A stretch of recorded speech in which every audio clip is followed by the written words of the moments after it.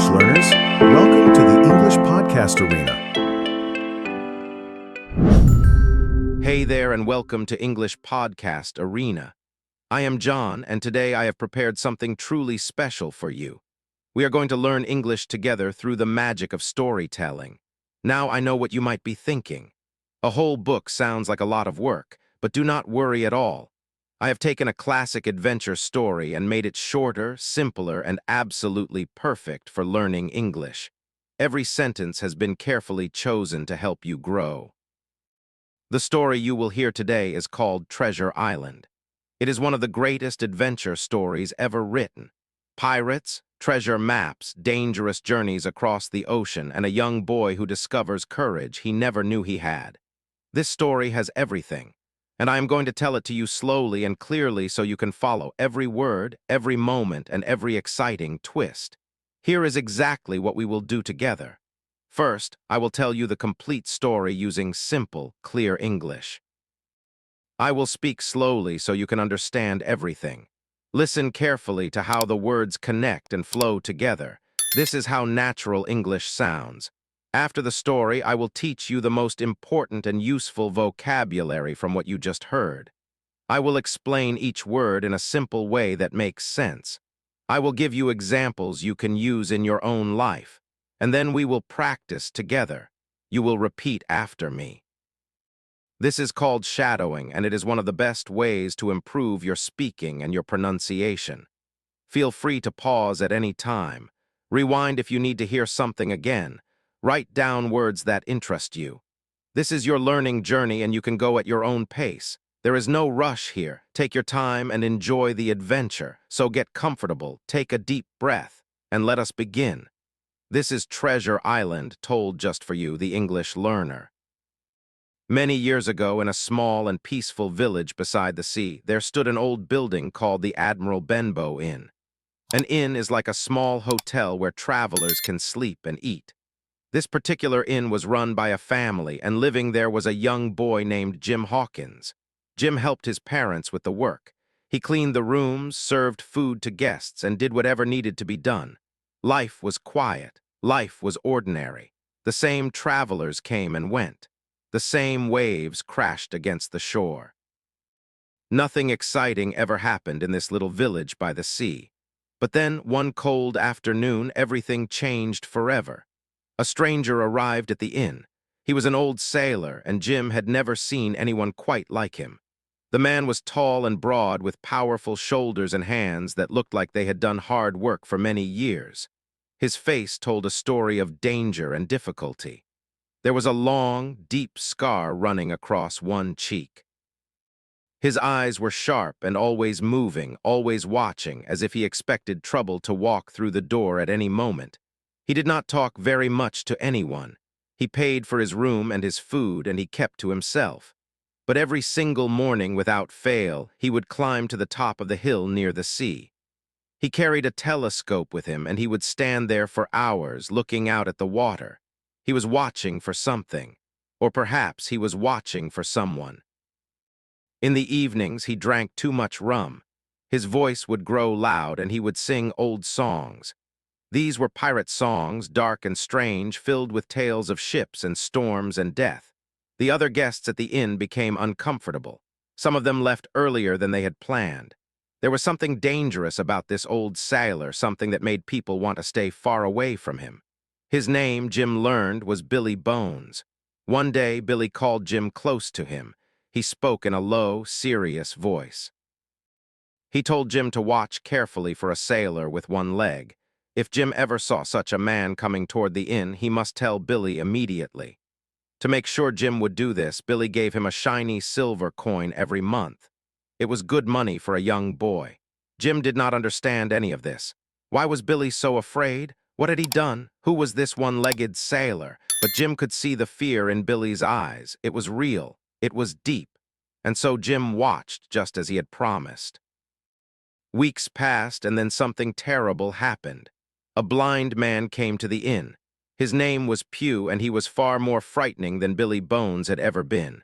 He moved slowly, tapping his stick on the ground, but there was nothing weak about him. His voice was cold and cruel. He demanded to see Billy, and when he found him, he pressed something into Billy's hand. It was a small piece of paper with a black circle on it. This was called the black spot. Among pirates, this was a sign of doom. It meant that death was coming. Billy's face went completely pale. All the color drained away in an instant. His hands began to shake. He tried to stand up, but his body would not cooperate. He grabbed at his chest, gasping for air. And then right there in front of everyone, Billy Bones collapsed onto the floor. His heart had simply given out. The fear and the shock had been too much for him. Billy Bones was dead. After this tragedy, Jim and his mother needed to search Billy's belongings. Billy had owed them money for his room and his food, and they had a right to take what they were owed. They opened his small wooden chest carefully. Inside, they found coins from many different countries, gold and silver from places Jim had never even heard of. But among all these coins, they found something far more valuable, a map. It was old and worn, with strange markings and careful drawings. Jim studied it closely and realized what it was. This was a treasure map. It showed the location of a secret island. And on that island, the famous and terrible pirate Captain Flint had buried his treasure many years ago. Gold, silver, jewels, riches beyond imagination. And now Jim Hawkins was holding the map that could lead to all of it. Jim knew he could not handle this alone. He took the map to two men he trusted completely. The first was Dr. Livesey, a kind and intelligent man who always thought carefully before acting. The second was Squire Trelawney, a wealthy landowner who loved adventure and excitement. When these two men saw the map, their eyes grew wide with wonder. They made a decision quickly. They would organize an expedition. They would sail across the ocean, find this island, and recover Captain Flint's legendary treasure. And young Jim Hawkins would come with them. The great adventure was about to begin. Dr. Livesey and Squire Trelawney worked quickly to prepare for the voyage. They found a beautiful ship called the Hispaniola. She was strong and well-built, perfect for a long journey across dangerous waters. They also hired a captain to lead the expedition. His name was Captain Smollett, and he was exactly the kind of man you wanted in charge of a ship. He was strict, yes. He expected everyone to follow orders and do their jobs properly. But he was also fair and honest. He treated every man with respect as long as they earned it. Jim was given a position on the ship as a cabin boy. This meant he would help with small tasks, run messages, and learn how a ship operates. Jim could barely contain his excitement. He had never been on a real ship before. He had never sailed beyond the sight of land, and now he was about to cross the ocean in search of buried treasure. It felt like a dream. Among the crew, one man stood out immediately. His name was Long John Silver, and he had been hired as the ship's cook. The first thing anyone noticed about Silver was that he had only one leg. The other had been lost long ago, and he walked with the help of a wooden crutch. But despite this, he moved around the ship with surprising speed and skill. He was always busy, always helpful, always exactly where he needed to be. Silver had a way of making everyone like him. He told wonderful stories about his years at sea. He made people laugh with his jokes. He remembered everyone's name and treated everyone kindly. He even had a pet parrot that sat on his shoulder. The parrot was bright green and would suddenly screech out the same phrase over and over again, "Pieces of 8, pieces of 8." The crew found this very amusing. At first, Jim liked Silver very much. The cook seemed like a friendly uncle, someone who genuinely cared about the people around him. Silver often talked to Jim, teaching him things about sailing and the sea. Jim trusted him, but that trust was about to be shattered. One day, Jim was on deck and decided to climb inside a large apple barrel. He wanted to get an apple to eat, but the barrel was nearly empty, so he had to reach down deep inside. While he was in there, he heard footsteps approaching. Men sat down near the barrel and began talking. Jim realized with horror that one of the voices belonged to Long John Silver, and what Jim heard made his blood run cold. Silver was talking to several other crew members about a secret plan. It turned out that Silver was not just a cook. He was a pirate. Many of the crew were pirates, too. They had all sailed with Captain Flint years ago. They had joined this voyage with one goal in mind. They would wait patiently until the treasure was found. Then, when the moment was right, they would attack. They would kill Captain Smollett, Dr. Livesey, and anyone else who stood in their way. They would take the treasure for themselves and sail away as rich men. Jim stayed perfectly still inside that barrel. He was terrified. If the pirates discovered him, they would kill him without hesitation. He barely allowed himself to breathe. He listened to every word, memorizing the details of their evil plan. When the pirates finally walked away, Jim climbed out of the barrel as quickly as he could. He found Captain Smollett and told him everything. The captain listened carefully, his face growing more serious with every word. Then he called Dr. Livesey and Squire Trelawney for a private meeting. Now they knew the truth. The ship was filled with dangerous men. They were surrounded by enemies pretending to be friends. They would have to be extremely careful. They would have to be ready to defend themselves when the time came.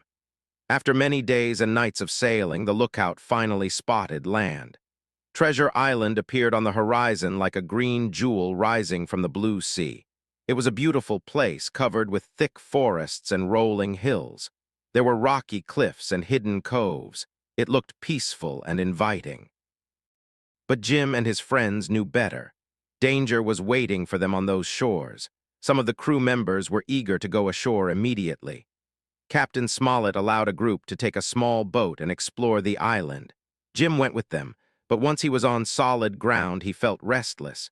He wanted to see the island for himself. Without telling anyone, he slipped away into the forest. Walking through the trees, Jim felt both excited and nervous. The forest was thick and full of strange sounds. Birds called from the branches above. Small animals rustled through the underbrush. And then Jim heard something else, footsteps.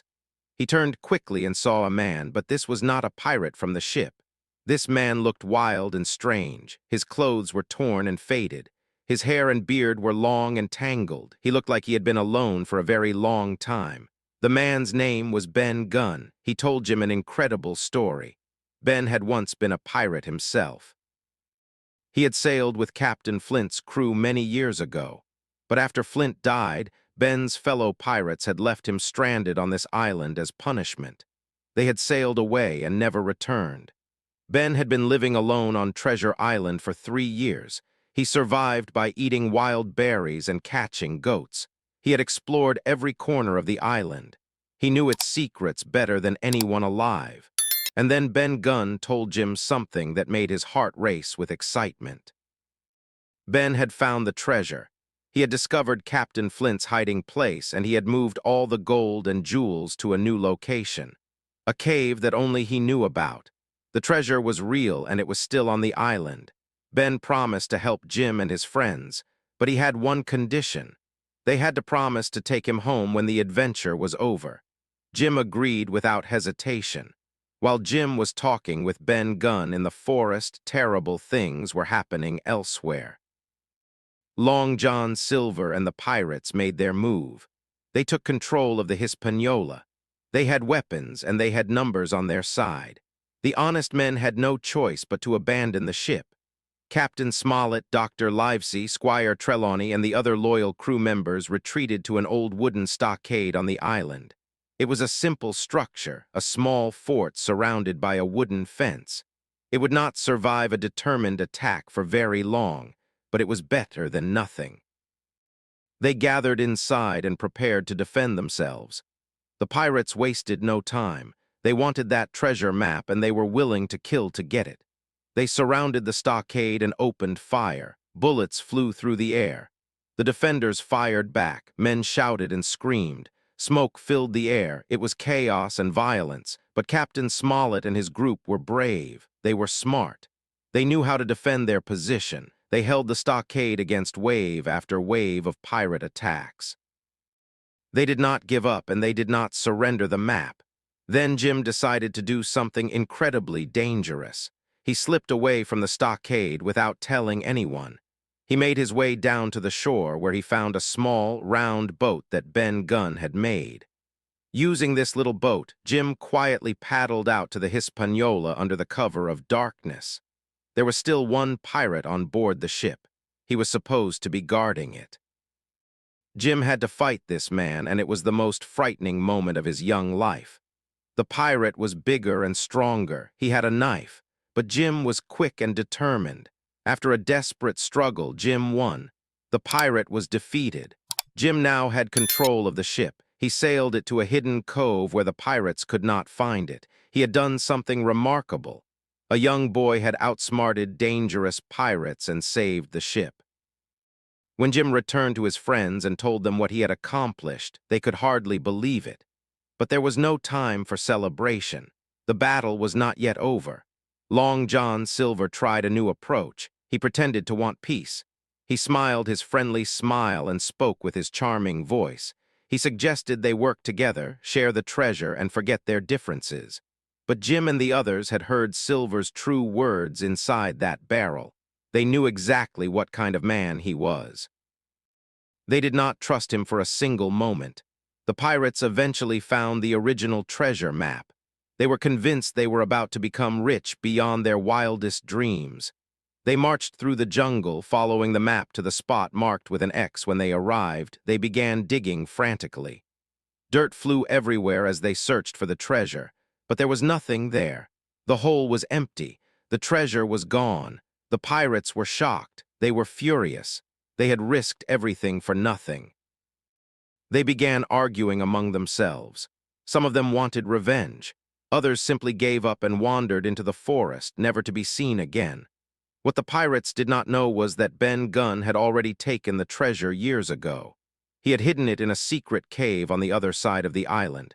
And now, with the pirates defeated and scattered, Ben led Jim and his friends to that cave. What they saw inside took their breath away. Gold coins were stacked in enormous piles.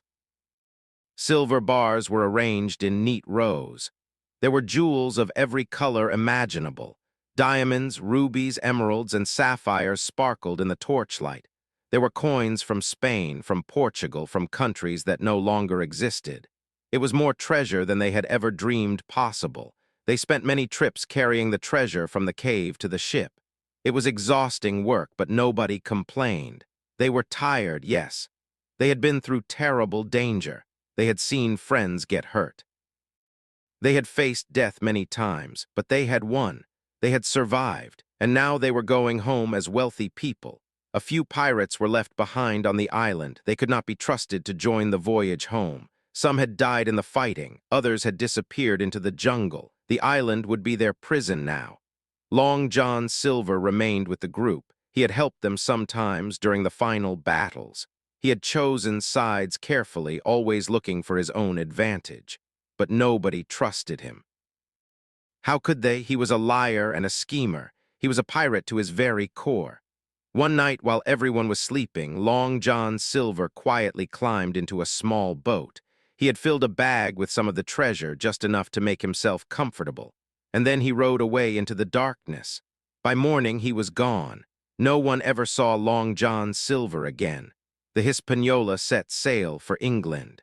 The voyage home felt very different from the voyage out.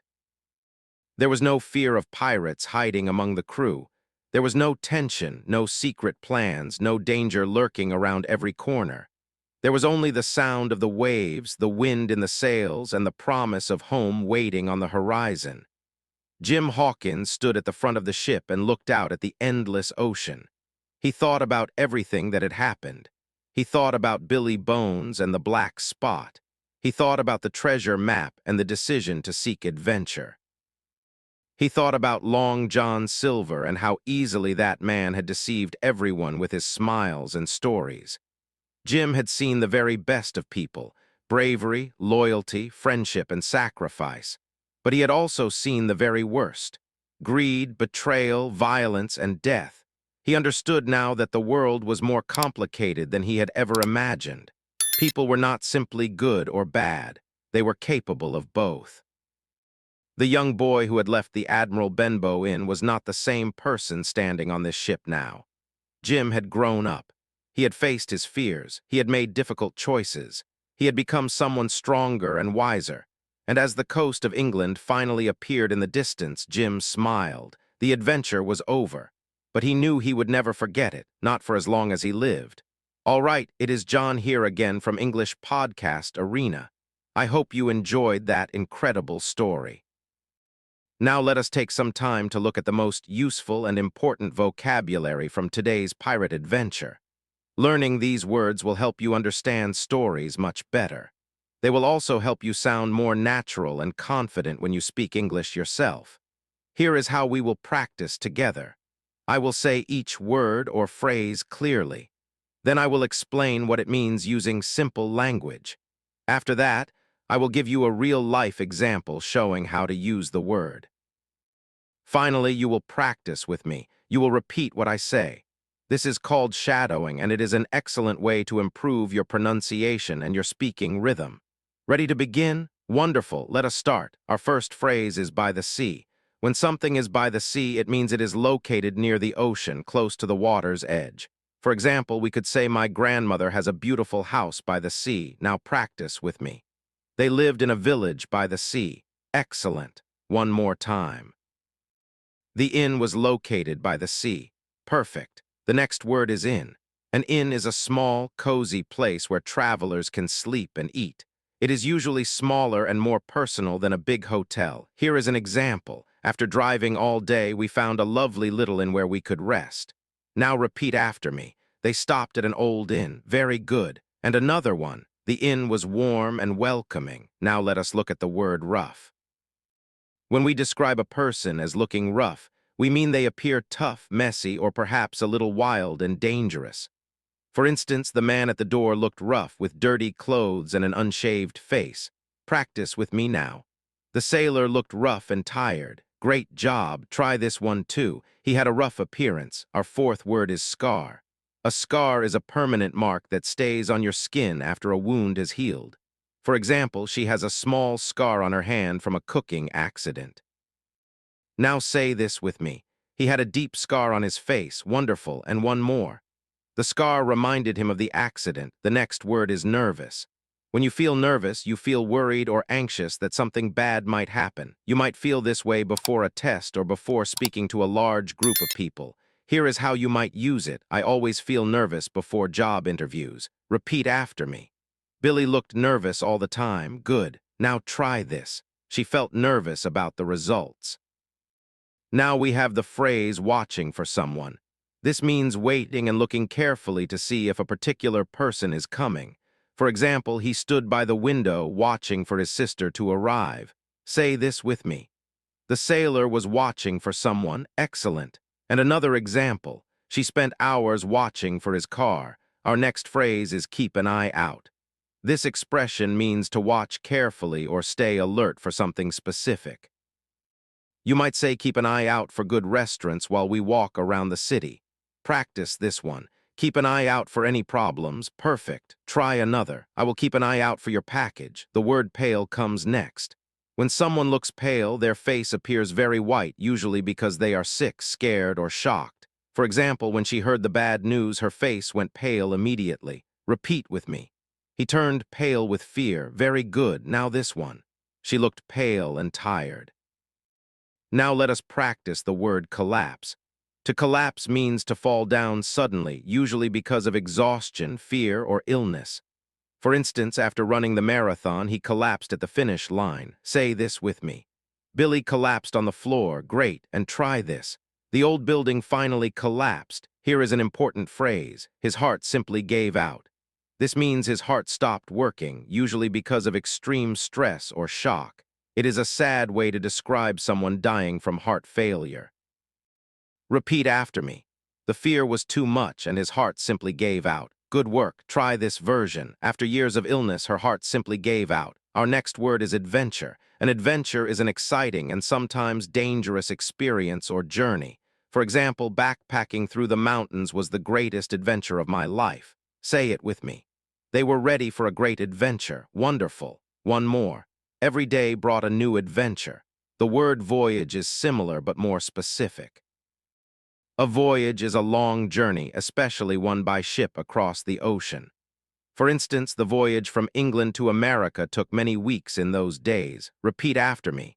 The voyage was long and difficult. Excellent. Try this. They prepared for the dangerous voyage. Now we have the word strict. A strict person follows rules exactly and expects others to do the same. They do not accept excuses or laziness. For example, my father was strict but always fair with us. Practice with me. Captain Smollett was very strict. Good job, and another. The teacher had strict rules about homework. Our next phrase is take over. To take over means to take control of something, often by force. The pirates planned to take over the ship. Repeat after me. They wanted to take over the company. Perfect. Try this one too. The new manager will take over next week. The phrase right away means immediately, without any delay. For instance, when I heard the news, I called my mother right away. Say this with me. Come here right away. Very good, and try this. She answered the phone right away. Our final phrase for today is walked off. To walk off means to leave a place, often without saying anything or without waiting for others. For example, he was angry, so he just walked off without a word. Repeat after me. Jim walked off into the forest alone. Excellent work. One more. She walked off before I could apologize. And there you have it. Your vocabulary practice for today is complete. These words and phrases will help you understand English stories better, and they will make your own English sound more natural and fluent. Remember, learning a language is a journey. Every word you learn, every sentence you practice, brings you one step closer to your goal. You are making progress even when it does not feel like it. Trust the process, keep practicing, and most importantly, enjoy the adventure. I am John, and this has been English Podcast Arena. Thank you so much for spending this time with me today. I will see you in the next episode. Until then, keep learning, keep growing, and never stop believing in yourself. Goodbye for now.